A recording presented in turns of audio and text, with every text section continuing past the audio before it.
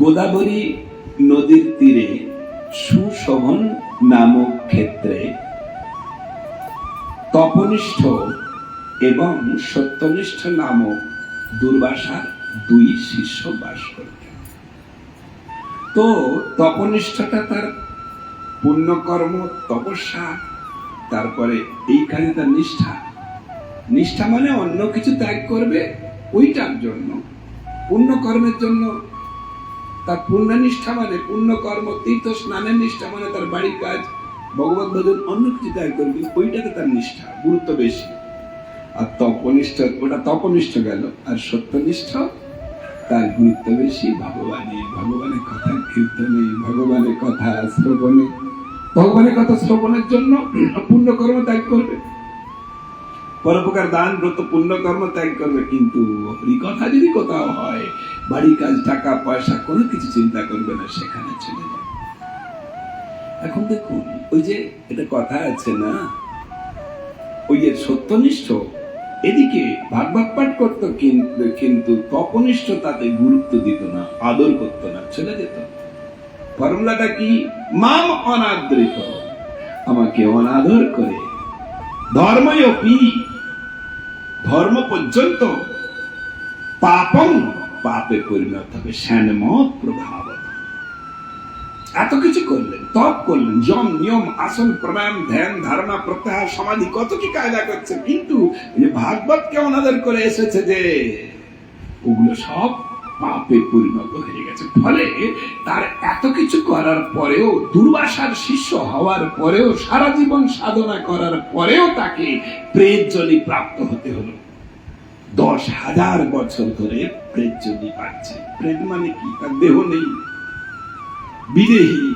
দেহ থাকলে ইন্দ্রিয় হবে, ইন্দ্রিয় থাকলে তবেই তো ভোগ করতে পারবে। কষ্ট ভোগ করছেন অনেক দিন, ভোগ করার পরে তারপরে তপনিষ্ঠের কাছে আসলে এখন তার সেই দেহ নেই, প্রেত দেহ, তাকে চিনতে পারছে না। মন্ত্রপুত করে তার সঙ্গে বাক্য বিনিময় হলো। কে তুমি? বলছে আমি তোমার গুরু ভাই সত্য তপনিষ্ঠ। বলে তুমি তপস্যা করতে, তীর্থে যেতে? তখন সব বুঝতে পারছি না, এই ব্যাপার রয়েছে, তোমাকে অনাদর করতাম, সেই জন্য আজকে আমার এই জন্য হচ্ছে।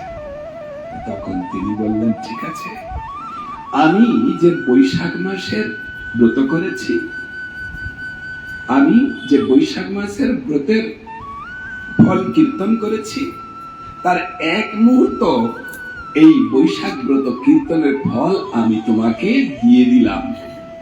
হাতে জল নিয়ে যখনই এই প্রতিজ্ঞা করলেন, তখন সঙ্গে সঙ্গে সেই প্রেত দেহ ত্যাগ হয়ে তার দিব্য দেহ প্রাপ্তি হলো, এবং বৈকুণ্ঠ থেকে 4 জন বিষ্ণুদূত এসে তাকে দিব্য বিমানে করে বিষ্ণুলোকে নিয়ে গেল। কিসের কারণে?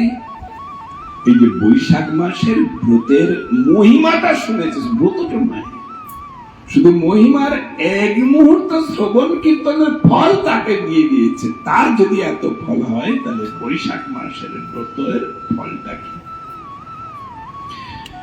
আরো একটা ঘটনা শাস্ত্রে বর্ণনা করা আছে। একজন রাজা, তিনি রাজার যথার্থ যোগ্যতা তার আছেন, নামটা এই মুহূর্তে মনে আসছে না। তো তিনি রাজত্ব করছেন, কিন্তু বেশ কিছুদিন রাজত্ব করার পরে তার পুত্র পরিবার সব হয়েছে, পাশের রাজা এসে তাকে আক্রমণ করেছে। কোন রকমের প্রাণ নিয়ে, পরিবার নিয়ে, ছেলে মেয়েকে নিয়ে কোন রকমের বনে গিয়ে সেখানে এরকম 12,000 বছর সেখানে আছেন, কষ্ট ভোগ করছেন। হঠাৎ তার মনে হলো, আমার এত কষ্ট কেন? তার গুরুদেব দুজনকে স্মরণ করলেন, গুরুদেবের কাছে গেলেন, জিজ্ঞাসা করলেন, হে গুরুদেব, আমি তো রাজা ছিলাম, পুণ্যের ফলে রাজা হয়, তাহলে আমার এত দুঃখ কেন? উনি ধ্যানস্থ হলেন, হয়ে দেখলেন তুমি এর আগে 10 জন্ম বেদ ছিলে। কে ছিল? বেদ কি করে? শুধু পেটের পূরণ করার জন্য। সে কার কি কষ্ট হচ্ছে দেখবে না, কিন্তু দেখুক আর না দেখুক, সব লোড তো হচ্ছে। তো তাই তুমি সে 10 জন্ম ধরে জন্ম ব্যাধ হয়েছিল, 10 জন্ম ধরে যত কষ্ট জীবকে দিয়েছিলে, 12,000 বছর ধরে তোমাকে সেই কষ্টগুলো ভুগে ভুগে সেই ঋণ। হরে কৃষ্ণ কৃষ্ণ কৃষ্ণ হরে হরে, হরে রাম রাম রাম হয়ে যাচ্ছে। বলছে ঠিক আছে বুঝলাম, আমি তো ব্যাধ ছিলাম, পুণ্যকর্ম তো কিছু করিনি, তাহলে আমি রাজা হলাম কি করে? প্রশ্ন, আমি তো পুণ্যকর্ম কিছু করিনি, তাহলে আমি কোন কর্মের ফলে আমি রাজা হলাম? বলছে তোমার 10ম জন্মে ব্যাধ যখন ছিলে, তুমি 2জন ধনী ব্যবসায়ী আসছিল, সোনা ব্যবসায়ী কিছু, তো তার পিছু দাওয়া করলে 2জনকে, একজনকে মেরে তার সোনা নিয়ে নিলে, আর একজন ছুটেছে। তো একজন ব্রাহ্মণের কাজ দিয়ে পাশ হচ্ছে, আর তারপরে সে ওই বস্তু যে কোথায় ফেলেছে বুঝতে পারেনি। এখন তাকে তো মেরে দিয়েছে, তাহলে কোথায় ফেলেছে আর দৌড়ে দৌড়ে মেরে দিয়েছে, তাকে তো বুঝতে, বস্তুটা কোথায় ফেলেছে কি করে বুঝবে? এবারে ব্রাহ্মণকে ধরেছে, এই জন্য আমাকে তাড়া করছে মারে বলে, না মারবো না, শুনুন। এবার সে তো ভয়েতেই পড়ে অজ্ঞান হয়ে যায়। কি গরমের সময়, এটা ছিল বৈশাখ মাস। কি মাস ছিল? এবারে সে তো অজ্ঞান হয়ে গেছে, তাকে কি মারার জন্য গেছে, ছুটছে না, ধরবে। কেন? ধরে জানবে ওই বৈশ্য ব্যবসায়ী সে সোনার থলেটা কোথায় রেখেছে। তুমি দেখেছ, তুমি সবাই ছিল একসঙ্গে, আর সেই জন্য জানার জন্য, কিন্তু এই যে মরে যায় তাহলে সে খবরটা পাবে না। ওই জন্য পাশে ডোবা থেকে সেই পানা জলটা নিয়ে তার মুখে দিয়েছে। তাহলে বৈশাখ মাসে একজন মৃত্যু পথযাত্রী মানুষকে একটু জল দিয়েছিল বলে, আর একটু ওখানে পলাশ পাতা নিয়ে একটু ব্যজন করেছে। এই যে মৃত্যু পথযাত্রী কাউকে ধান্দা কি ছিল? এদের কল্যাণ করার জন্য না, শুধু ওইটুকু বাতাস করেছিল আর ওইটুকু জল দিয়েছিল বলে তার এত জন্ম রাজ ঐশ্বর্য ভোগ হয়েছে। তো সেই জন্য বৈশাখ মাসে জলদানের এত মহিমা দেখে তো আমাদের মঠের সামনে জলসত্রের ব্যবস্থা করা হয়েছে। তো সমস্ত ভক্তরা তারা ওই জলসত্রে সমস্ত দায় ব্যয়ভার গ্রহণ করে, আমার ধান্দা কি, দালালি করি তো তাদের বস্তু নিয়ে বৈশাখ মাসে জলদানের কাজে লাগিয়ে সেই ফলটা তাদের পৌঁছে দিয়ে উদ্ধার করা। দালালি তো নাকি। তো যাই হোক, এইভাবে জলদানের এই মাসের মহিমা। এখন দেখুন, এই বৈশাখ মাসের অনেক মহিমা। ধরুন কোন দেশের সরকার জনগণের কল্যাণের জন্য বিভিন্ন দপ্তর খুলে রাখে। কেন রেখেছে? জনগণের কল্যাণের জন্য।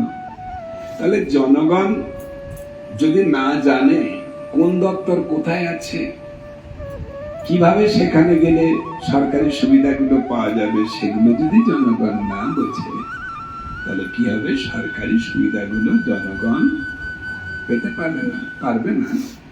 সেই জন্য ঠিক তেমনই আমার গোবিন্দ প্রতিটা জীবের কল্যাণের জন্য বিভিন্ন দপ্তর খুলে রেখেছে। বিভিন্ন তীর্থ, বিভিন্ন রাশি, বিভিন্ন গ্রহ, বিভিন্ন নক্ষত্রকে জগতে প্রকটিত করে রেখেছে। আবার ভগবান নিজে এসে কোন রাশিতে, কোন তিথিতে, কোন নক্ষত্রে, কোন গ্রহে, কোন কর্ম, কোন তীর্থে করলে ভগবানের সেই দেওয়ার সুযোগের বেশি লাভ হতে পারবে, তিনি আমরা জানবো না বলে তিনি নিজেই ব্যাসদের রূপে অবতীর্ণ হয়ে বিভিন্ন 16টা যে 18টা পুরাণ করেছেন, তার মধ্যে 17টা পুরাণে তিনি সেগুলো বর্ণনা করে গেছেন। তাহলে ওই পুরাণগুলো যদি গ্রন্থাগারেই পড়ে থাকে, আমরা যদি না জানি, তাহলে আমরা ভগবানের দেওয়া সুযোগের সদ্ব্যবহার করতে পারবো?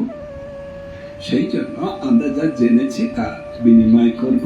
আমরা যে ঘটনাটা বলছি সেটা হচ্ছে স্কন্দ পুরাণের বিষ্ণু খণ্ডের কার্তিক মাসে আছে। আমাদের যে মাসগুলো আসলে 12টা রাশির উপরে সূর্যনারায়ণ কতক্ষণ অবস্থান করে সেই অনুযায়ী মাস ঘুরছে। মেষ রাশিতে সূর্য যতক্ষণ অবস্থান করবে ওটাকে বলে বৈশাখ মাস। তারপরে বৃষ রাশিতে জ্যৈষ্ঠ মাস। তুলা রাশিতে সূর্য যতক্ষণ অবস্থান করবে তাকে বলে কার্তিক মাস। তারপরে মকর রাশিতে সূর্য যতদিন অবস্থান করবে ওটাকে বলে মাঘ মাস। এইরকম সমস্ত রাশির পুণ্যদানের ক্ষমতা সমান নয়।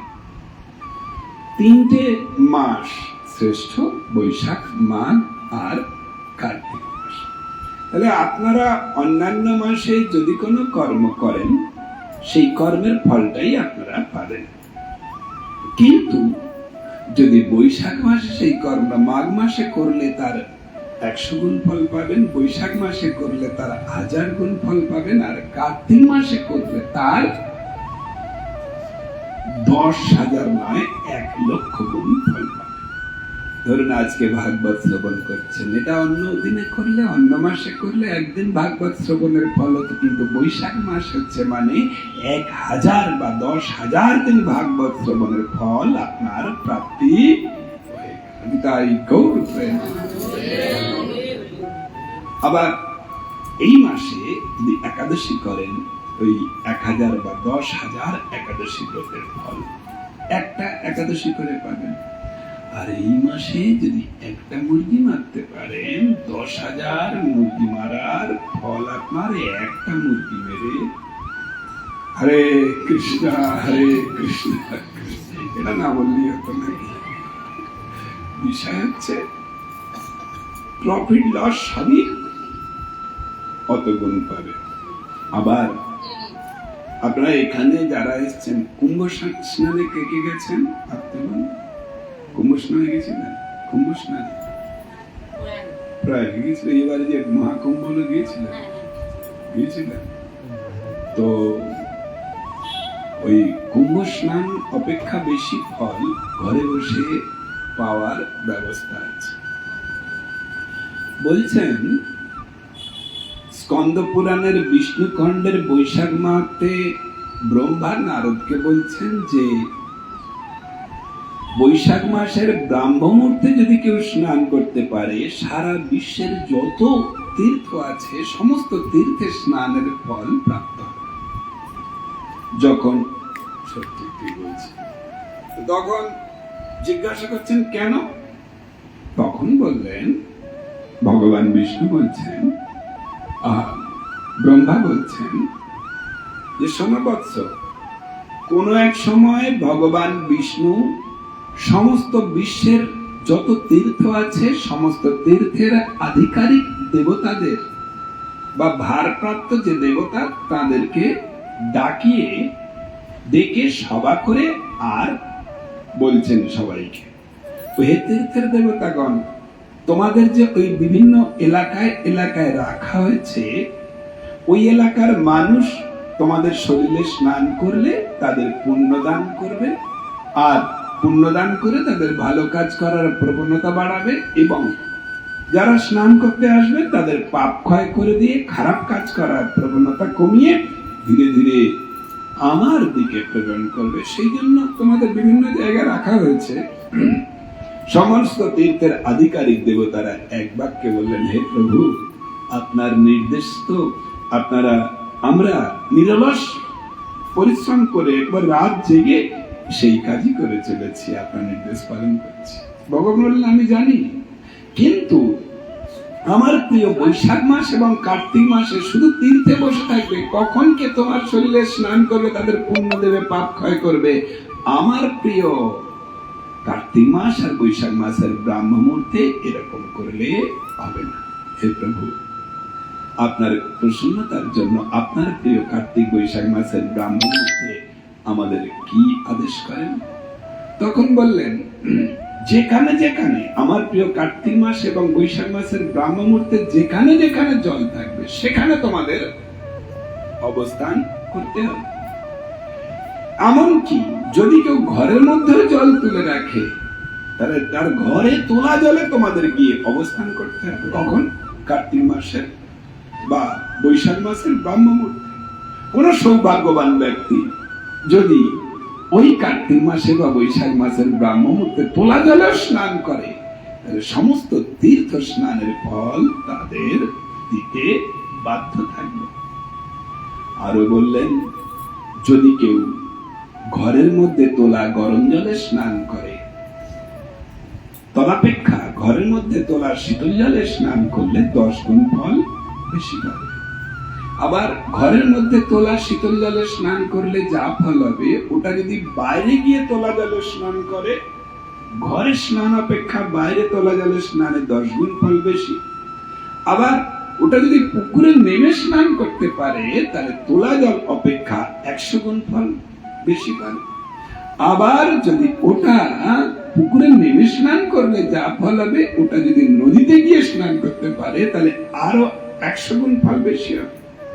আবার নদী যেখানে তীর্থ আছে সেখানে যদি স্নান করে, আরো 100 গুণ ফল বেশি।